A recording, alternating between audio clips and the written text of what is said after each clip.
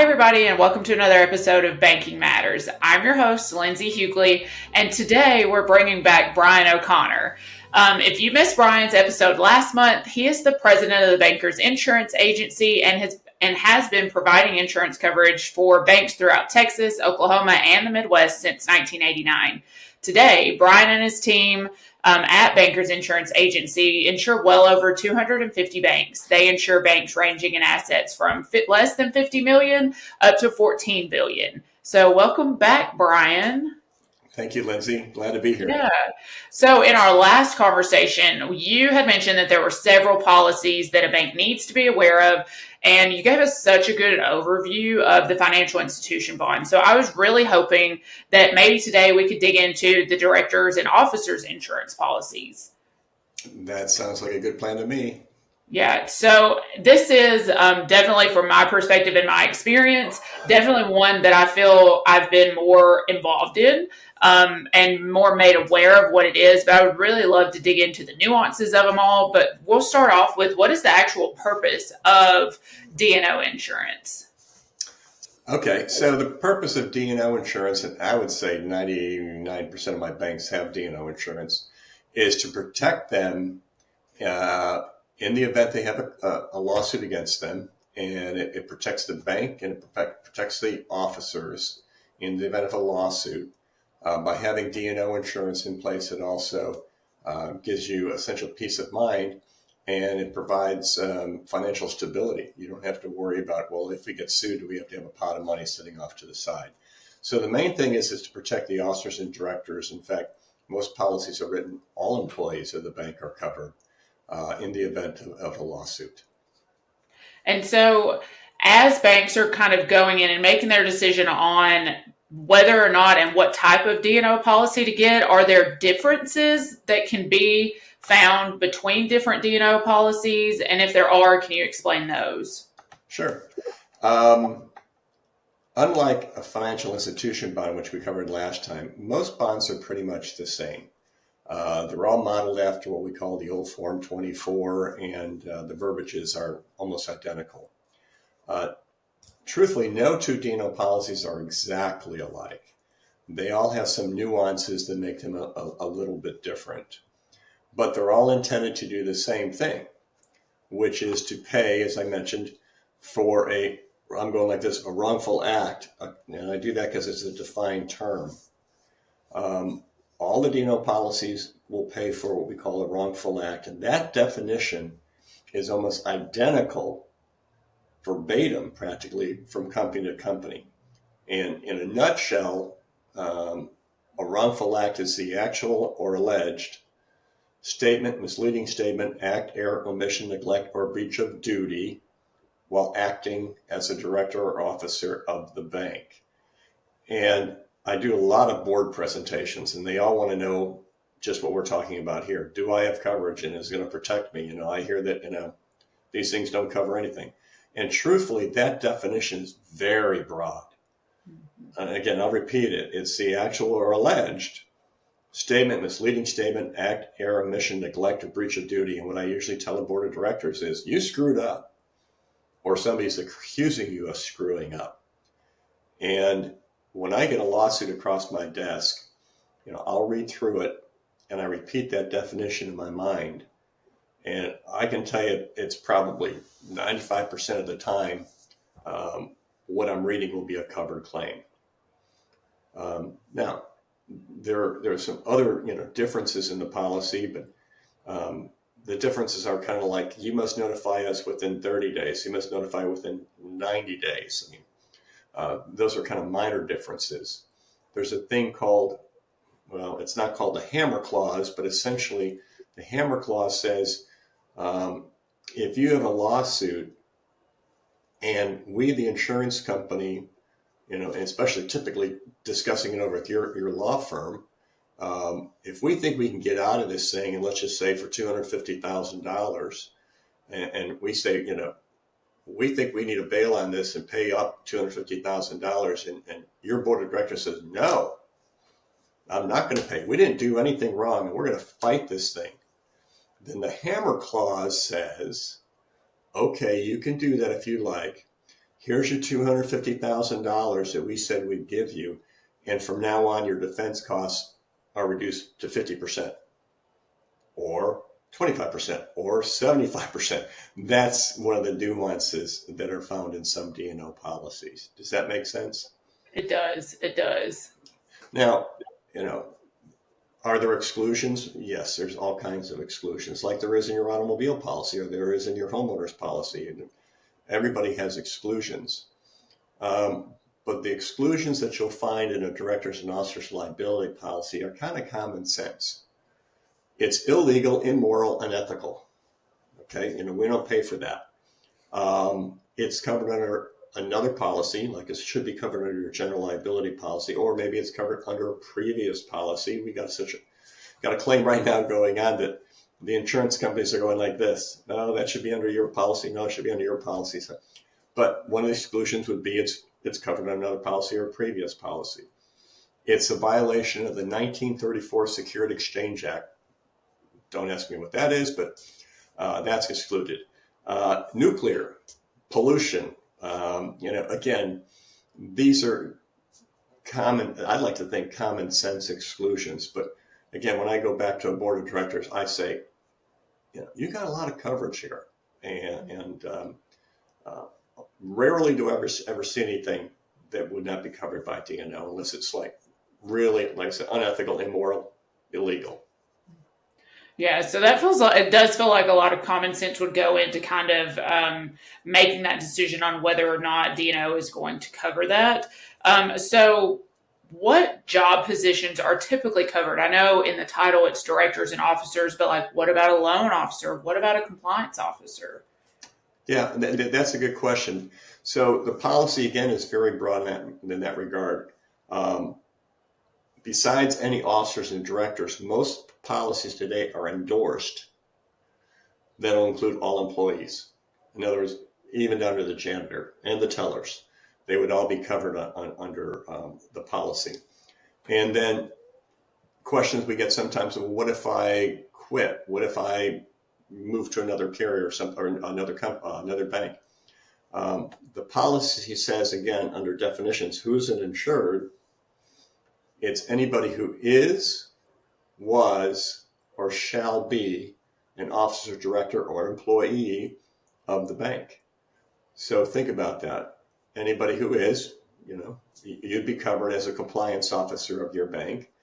Anybody who was, you've left the bank, maybe you're retired, and yet you're pulled into a lawsuit 6 months after you retired. So you'd be covered.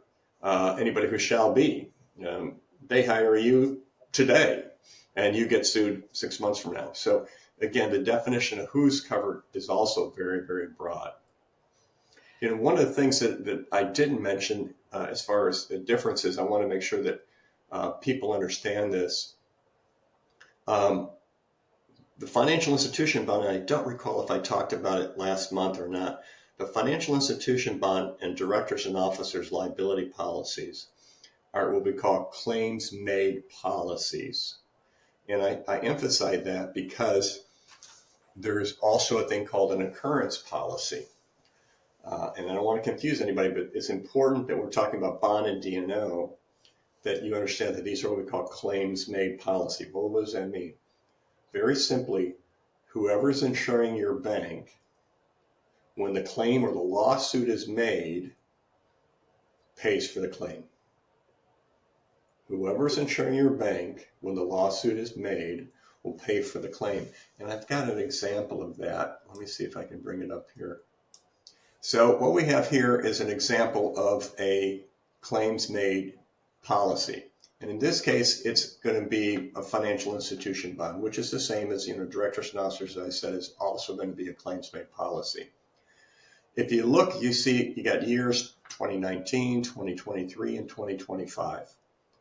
What happens sometimes, not often, but sometimes your bank will change insurance policies. So in 2019, you have Company A, Insurance Company A. And in 2023, for whatever reason, they move over to Company B. Then sometime between 23 and 25, your bank does a wrongful act that we talked about. You don't know about it yet, but somehow or another, your bank may have harmed a customer. You repossessed some of their property. You didn't perform on a loan.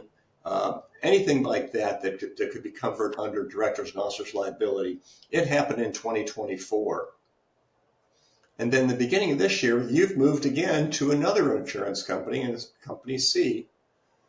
And then in June, July, all of a sudden you get sued by your customer for something that happened back in 2024. Because these are claims-made policies, you didn't know anything about the lawsuit, but all of a sudden you discovered it or you got sued, in June of 2025. Company C or your new insurance company would be responsible for the claim. That's how a claims-made policy works. Whoever's insuring your bank, when the claim is discovered or the lawsuit is made, pays for the claim. And a difference would be on occurrence policy. I have this slide up here for an occurrence policy. What's an occurrence policy? Think of your bank's general liability, and I just put up a slip and fall policy. Somebody comes into your bank and slips and falls. And in this situation, they slipped and fell, let's just say back in 2023. Okay? But they said, we're fine, we're good, everything's fine. And then all of a sudden, today, after you move to a new insurance company, they sue you for the injury they received a year or more ago. Your general liability policy would go back to who was ever insuring the bank when the slip and fall occurred. Again, I'm not here trying to confuse you, just know there are differences in policies. For our edification, though, going back to this slide, your bond and D&O are what we call claims-made policies. Whoever is insuring your bank when the claim is made will pay for the claim. Okay? Yes, that is a really great distinction. And so do you find that typically that banks usually keep that information? Because I'm just thinking if it was an occurrence-made policy, that you'd have to go back, you'd have to find that information. And with the occurrence, I feel like it would so much easier to have that information ready and at your fingertips. Well, that's a good question. So, banks don't change their commercial package policies very often. Truthfully, they don't change their bond and D&O policies very often. Maybe every 6 years. Bond and D&O are changed every 6 years. Why is that? Well, the bond and D&O for smaller banks are typically 3-year policies. And if you've only been with a company for 3 years, I, as your insurance agent, unless they're really not handling your claims well, or they've really jacked up your premiums, we usually keep a bank with the same company for at least 6 years. And so normally you'll know if you're going to get sued within a 6-year period or not. Normally you know something's going to happen. But again, if it turns out that you move to a company, you can do that with confidence, because even if you get sued 6 months later for something that happened 12 months ago, your new company is going to take care of it. Now, going back to your question about occurrence, same thing. Most banks don't change their insurance companies very often. And they're going to remember, that Mary slipped and fell. And what we always recommend our banks to do, if you have a slip and fall, is you reported it to the company. Just send it to your insurance agent or send it to your insurance company just to make them aware, hey, we had somebody fall down. And I'm sure your banks are doing this today. Truthfully, I'm sure they're all doing this today. If somebody gets injured in your bank, you're letting your insurance agent or your insurance company know. So if it turns out they do get sued later on down the road, they're going to be able to go back to their logs, or the insurance company is going to pull it up and go, yeah, here it is. We have it right here. Yeah, so that's usually not an issue. Now, one other thing, there's difference in insurance policies too. D&O policies, there's also two types of D&O policies. There's a duty to defend and no duty to defend. And is one better than the other? Well, it depends on your attitude. So here's what they are. A duty to defend policy simply says, in the event of a lawsuit, the insurance company gets to tell you who's going to defend you.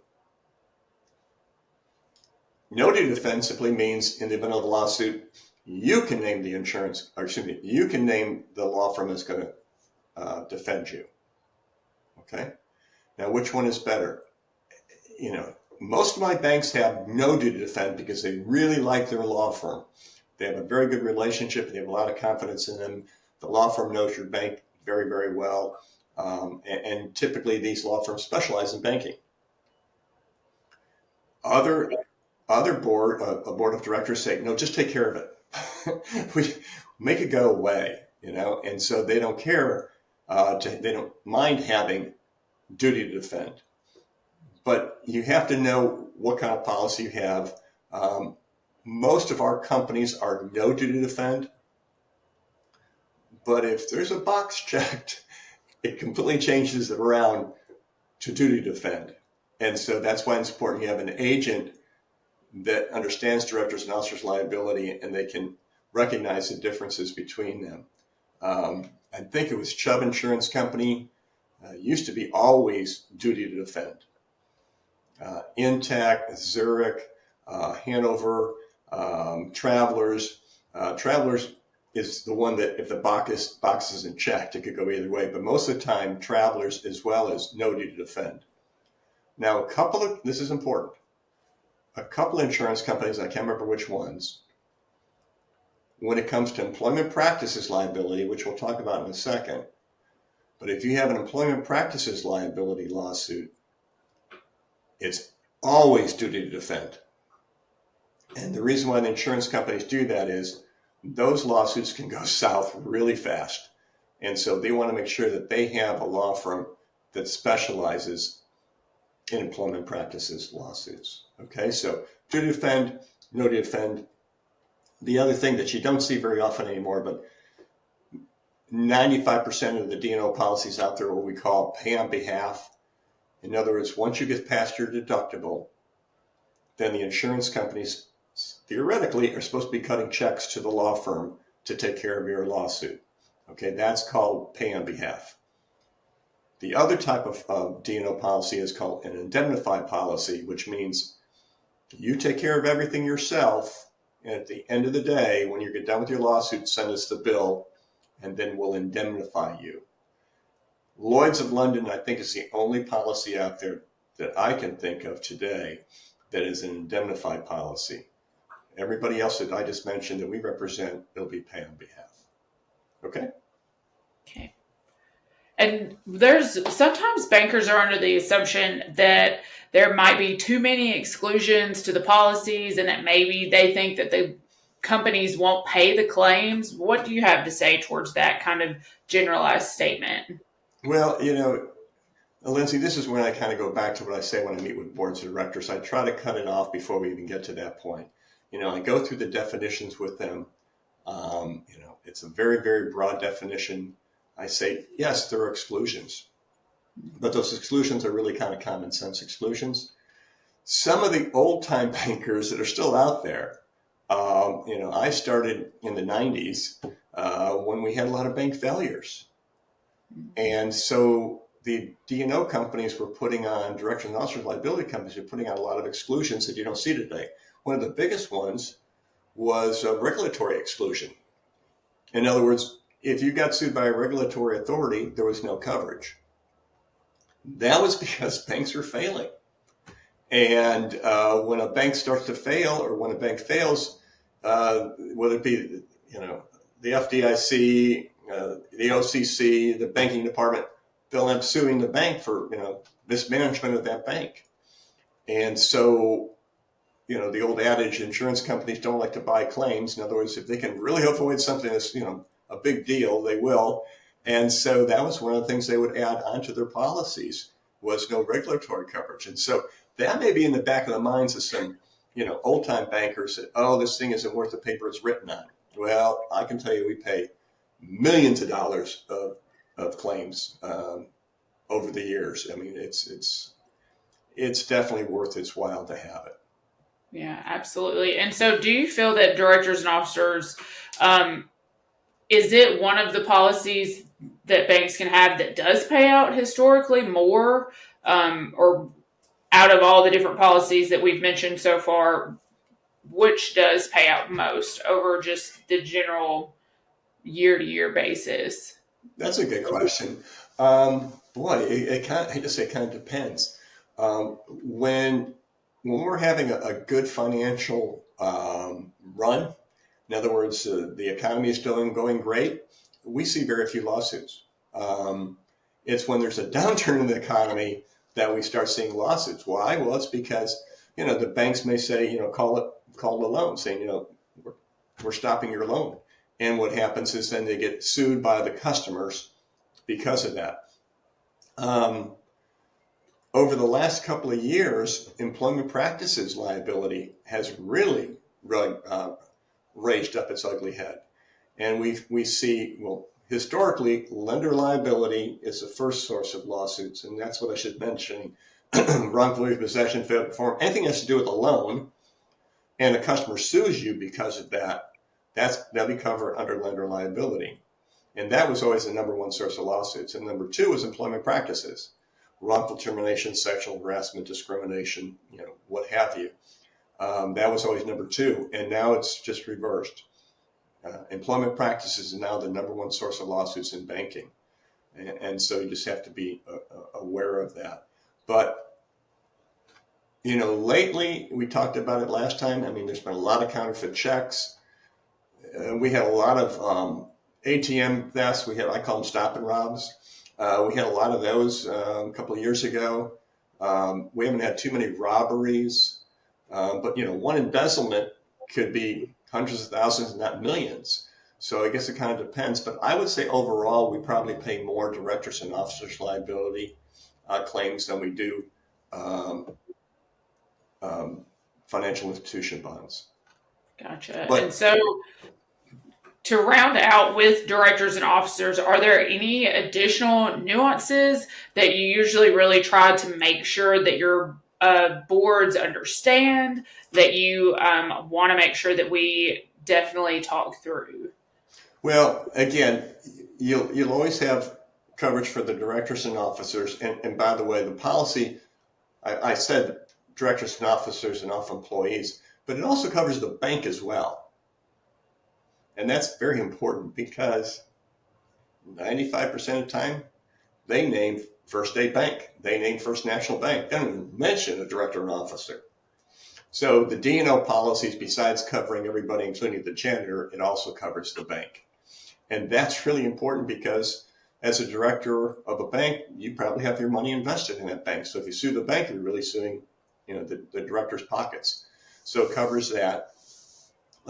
We also cover fiduciary liability, which would be the bank's own retirement program.